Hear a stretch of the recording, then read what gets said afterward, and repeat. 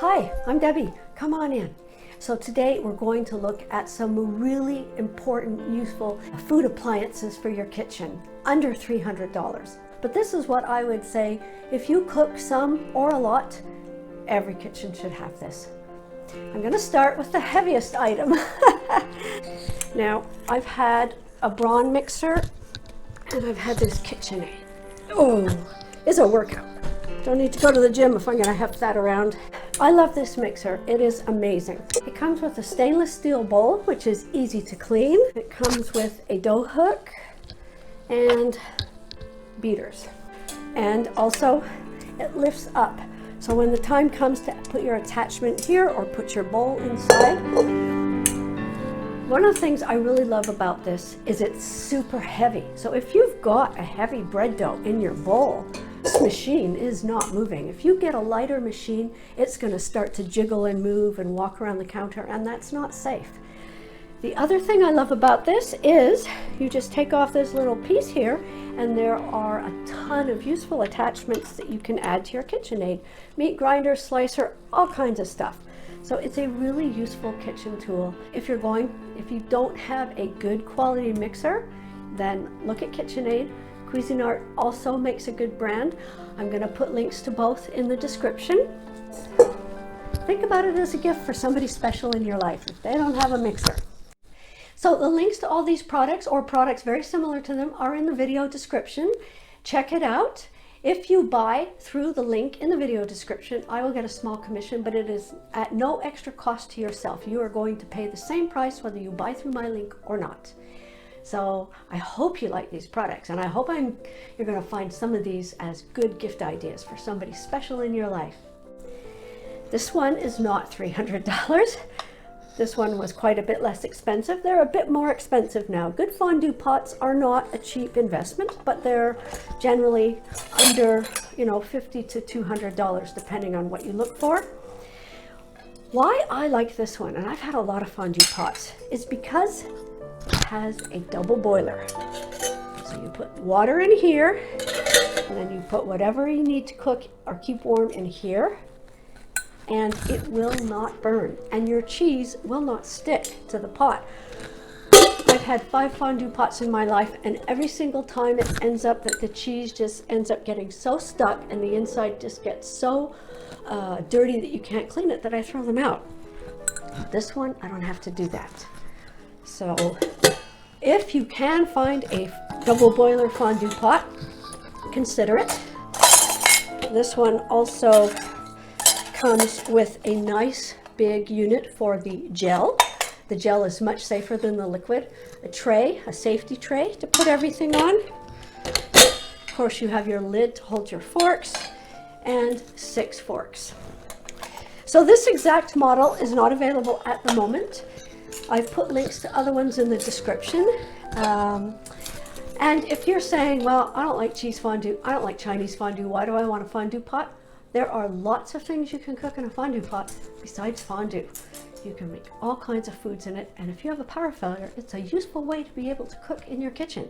So think about it. If you don't have a fondue pot, think about it. It makes a great. So if you're liking this content so far, click the like button, click the subscribe button, and click the bell.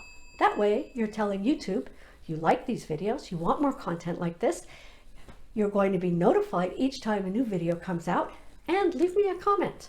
Here we have a blender. Blenders are incredibly useful machines. This one has 12 different power levels, so you can puree, smash, or blend to the fineness that you want.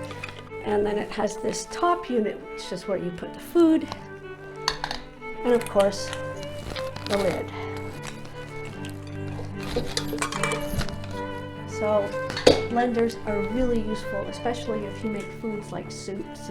So if you don't have a blender, if you know somebody that doesn't have a blender, it makes a good gift. And they range in price from $50 on up to, a lot of money if you want. Another kind of blender, this is called an Immersion Blender, and you just put it straight in, boom, and it blends. Now this would be good for smaller quantities or for items where you don't need it to be super fine, because this will not blend to a really fine blend. I also use this in my morning smoothie. It's great for that. And it has this unit that comes off, so it's easy to wash.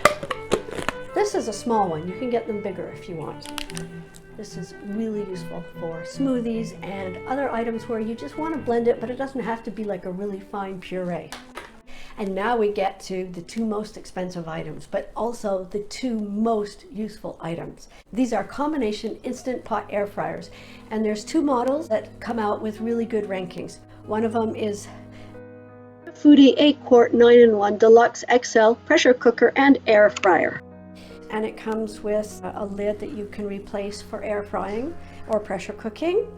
It comes with a bowl inside for cooking, it comes with a rack for air frying, and it comes with a lift-out strainer as well. It has 9 functions. You can pressure cook, air fry, air crisp, steam, slow cook, cook yogurt, sear, saute, bake, roast, broil, dehydrate, and there are 14 safety features included, all in one machine. Here's the other unit that is rated as the top two for Instant Pot air fryer combination kitchen appliance. It is the Instant Pot Duo Crisp 11-in-1 air fryer, electric pressure cooker, slow cooker, steamer, saute, sous vide, roast, bake, broil, warmer.